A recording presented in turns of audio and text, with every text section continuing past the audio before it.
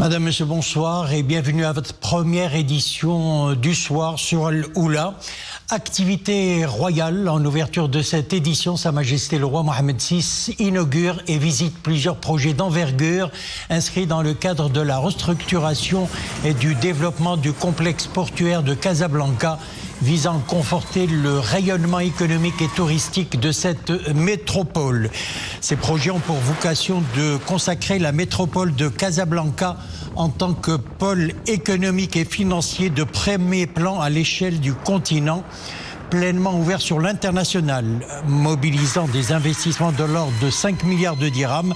Ces projets ont porté sur l'aménagement d'un port de pêche, la construction d'un nouveau chantier naval, le développement d'un terminal de croisière et l'édification d'un complexe administratif regroupant l'ensemble des intervenants du port de Casablanca. Ces projets réalisés par l'Agence nationale des ports traduisent la volonté constante de Sa Majesté le Roi de doter la capitale économique du royaume d'infrastructures modernes aux normes internationales en mesure de donner un souffle durable au renouveau de la métropole et de répondre aux aspirations légitimes de ses habitants.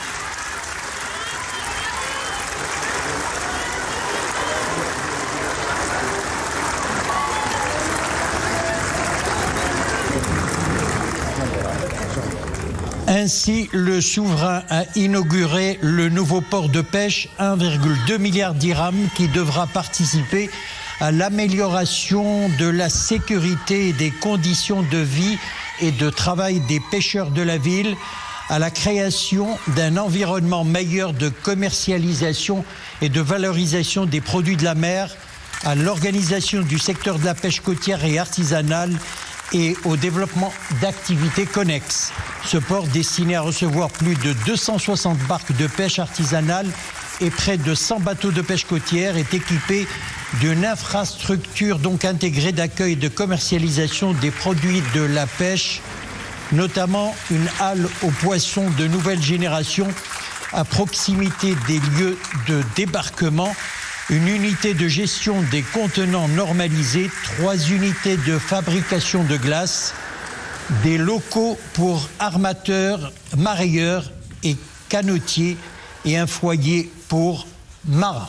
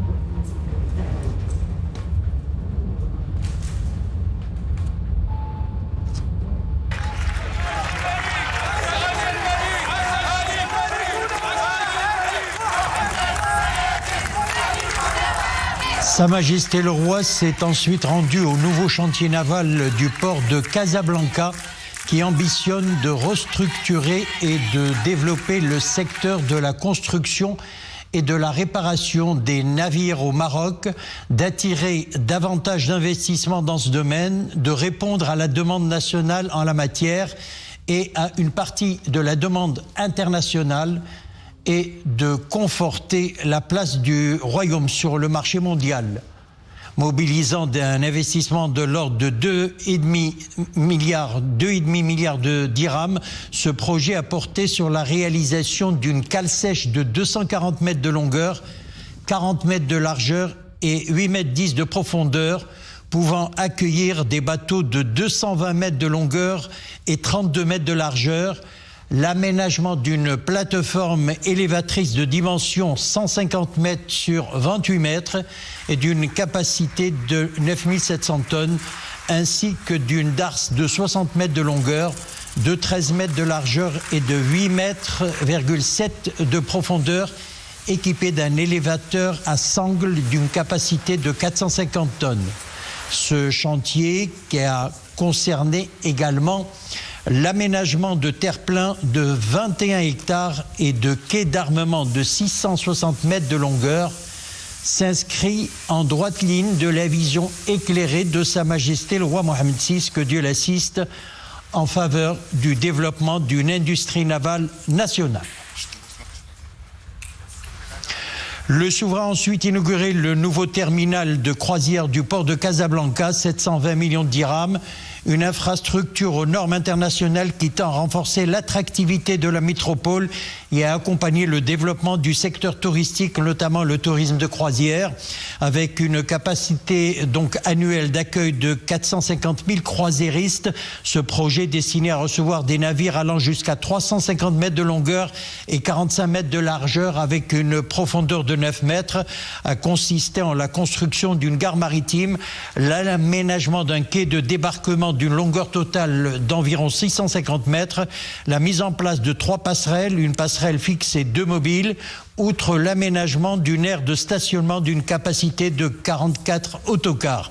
Quant au nouveau complexe administratif, 500 millions de dirhams, qui regroupe l'ensemble des intervenants du port de Casablanca, il a pour objectif d'optimiser les espaces portuaires par le regroupement de services jusqu'alors dispersés sur le port, autorités portuaires, douanes, districts opérateurs, consignataires, manutentionnaires, d'améliorer la qualité de service aux usagers du port et d'assurer une meilleure intégration du port dans son environnement urbain.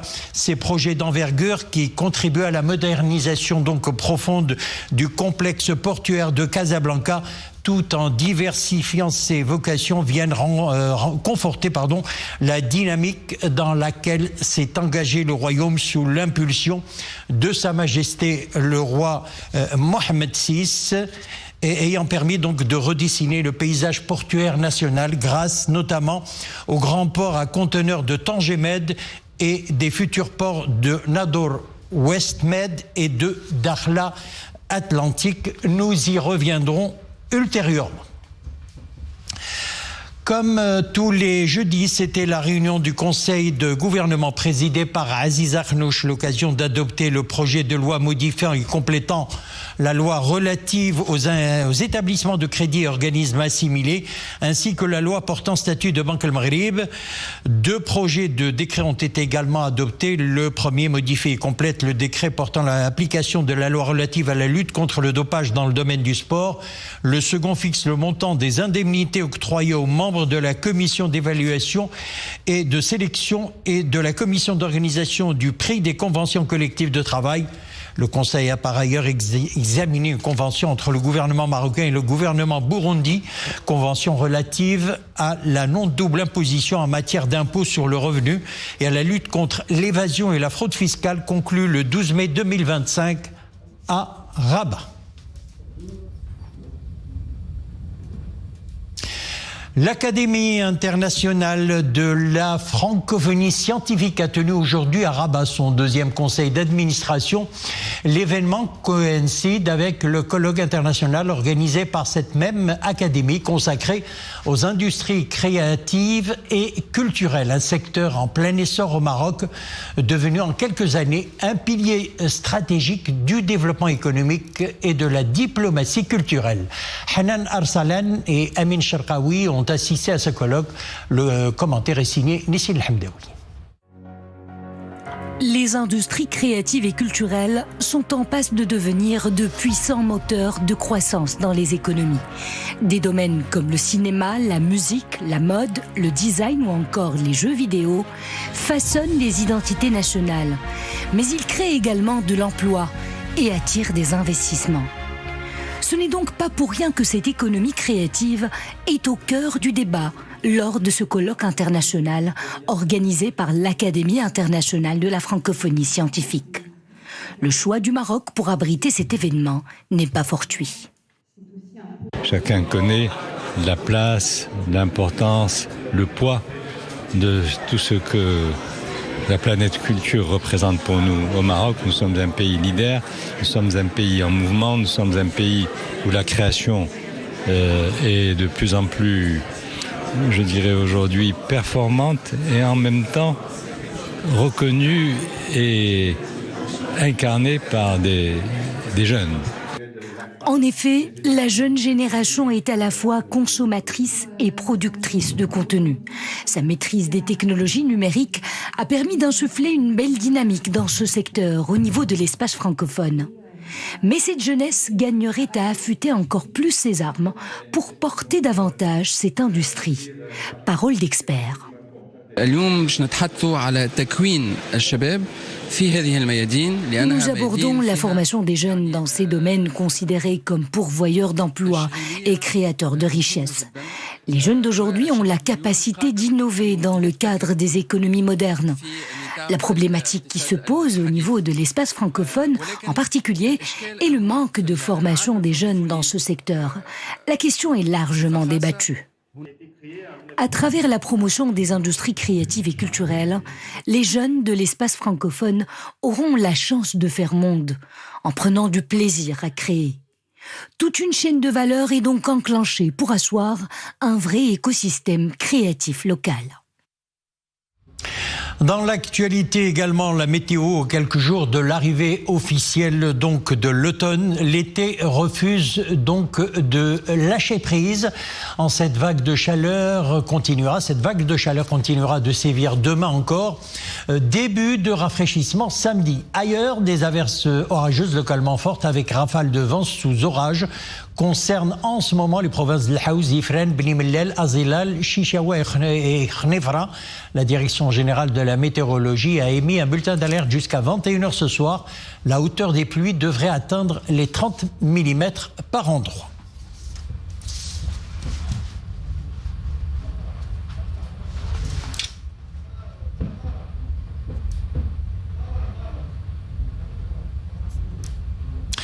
Royal Air Maroc lance une nouvelle ligne directe Casablanca-Djamena. Cette nouvelle desserte opérée à raison de 2 fréquences par semaine, les mercredis et samedis, vient consolider le réseau africain de la Royal Air Maroc qui compte désormais 29 lignes directes sur le continent.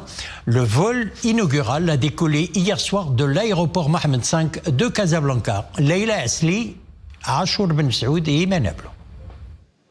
Casablanca et N'Djamena, 2 destinations désormais desservies par une ligne directe. Le vol inaugural a décollé de l'aéroport Mohamed V de Casablanca pour un atterrissage à l'aéroport international de la capitale tchadienne. Une nouvelle desserte opérée à raison de 2 fréquences par semaine les mercredis et samedis. Très attendue, elle répond aux besoins exprimés par la clientèle basée au Tchad, en particulier pour les vols de continuation à destination d'Europe et des Amériques. Ça nous facilite surtout en termes de distance. Avant, quand on part au Tchad, on fait vraiment des contournements. Maintenant, avec le Casa, N'Djamena, c'est vraiment plus facile. Je donne par exemple mon cas. Moi, j'habite au Canada. Quand je quitte le Canada pour aller au Tchad, il me faut au moins 32 à 4 heures pour aller à N'Djamena. Mais avec Royal Air Maroc, seulement 12 heures, je pense, 12 heures de temps. Donc c'est beaucoup plus proche. La nouvelle desserte vient consolider le réseau africain de la RAM qui compte désormais 29 lignes directes sur le continent. L'ouverture de cette ligne s'inscrit au cœur de la stratégie continentale de la compagnie qui vise à densifier son maillage africain et à faciliter les échanges intra-africains tout en renforçant les connexions entre l'Afrique et le reste du monde. Nous avons beaucoup d'opérateurs économiques qui attendent cette occasion pour renforcer leur coopération avec le Maroc, avec les autres pays du Maghreb et tout ça. Mais c'est une ligne vraiment qui est très prometteuse. Cette ouverture va porter à 29 le nombre total de liaisons directes desservies par la compagnie sur le continent africain, continent sur lequel nous renforçons notre position et continent africain qui est au cœur aujourd'hui de la politique de la compagnie et conformément aux orientations royales de renforcer la coopération sud-sud. Une ambition d'étendre l'empreinte de la rame au-delà de son axe historique en Afrique de l'Ouest pour commencer à desservir de manière plus affirmée la région Est du continent et l'Afrique centrale. Et on ne quitte pas le tarmac, on y reste. Notre double champion olympique et mondial du 3000 mètres steeple, Soufiane El Bakkali, a atterri en début d'après-midi à l'aéroport de Rabat-Salé. Dans ses bagages, une médaille d'argent décrochée aux mondiaux d'athlétisme de Tokyo. Encore amer d'avoir laissé filer la première place au néo-zélandais Jordi Beamish, Soufiane El Bakkali revient sur les centièmes de seconde qui lui ont fait perdre la première place. Il est au micro de Hamza Al-Khadr.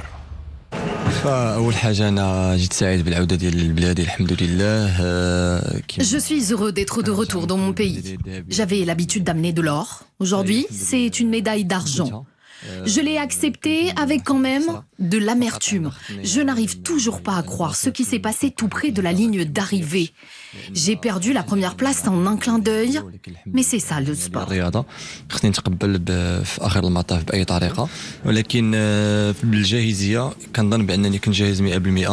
J'étais très bien préparé, mais je n'ai pas pu sauter avec mon énergie habituelle. Je suis connu pour remporter mes courses dans la dernière ligne droite, mais j'ai trébuché. Encore une fois, je félicite l'athlète qui a décroché l'or et j'espère que j'en gagnerai au futur.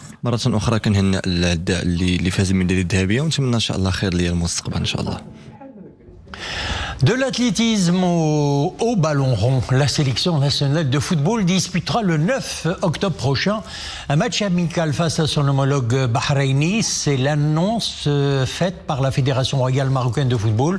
La rencontre aura lieu au stade Prince Moulay Abdallah de Rabat à partir de 20h. Un match dans le cadre des préparatifs des Lions de l'Atlas pour les prochaines échéances continentales et internationales. Par ailleurs, sachez qu'au dernier classement FIFA, le Maroc gagne une place pour se positionner au 11e rang mondial, talonnant la Croatie et l'Italie qui ont grimpé respectivement à la 9e et 10e place.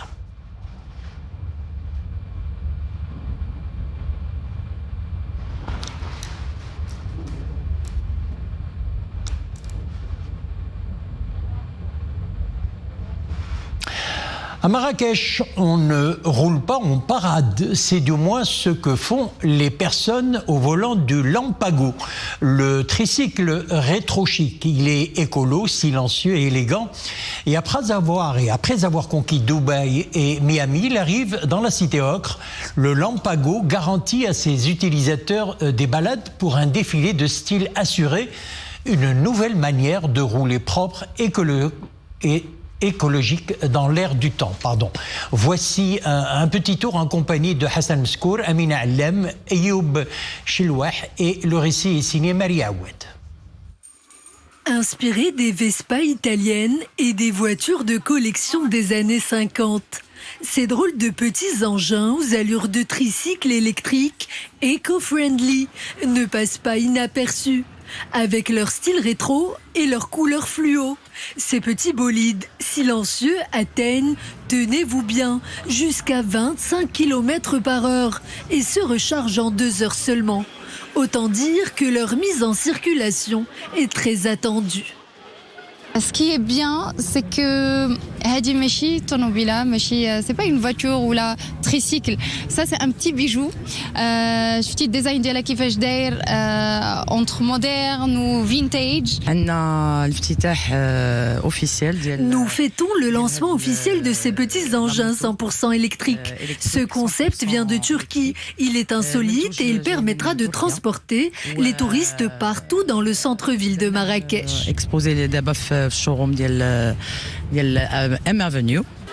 Déjà disponibles à la location, ces petits véhicules se veulent à la fois pratiques, durables et résolument photogéniques, offrant ainsi à la ville ocre un nouveau symbole de mobilité douce à la croisée du vintage et du futur. Et on se quitte en musique direction Washington, plus précisément au prestigieux centre culturel Kennedy Center. Sound from Home, c'est le nom du concert musical organisé en célébration du dialogue à travers la musique. Des voix de plusieurs pays arabes ont résonné. La voix marocaine a été portée par Nabila Ma'an. À son habitude, elle a livré une performance foisonnant sonorités traditionnelles et contemporaines, accompagnée du musicien de talent Tariq Hillel. Je vous laisse apprécier.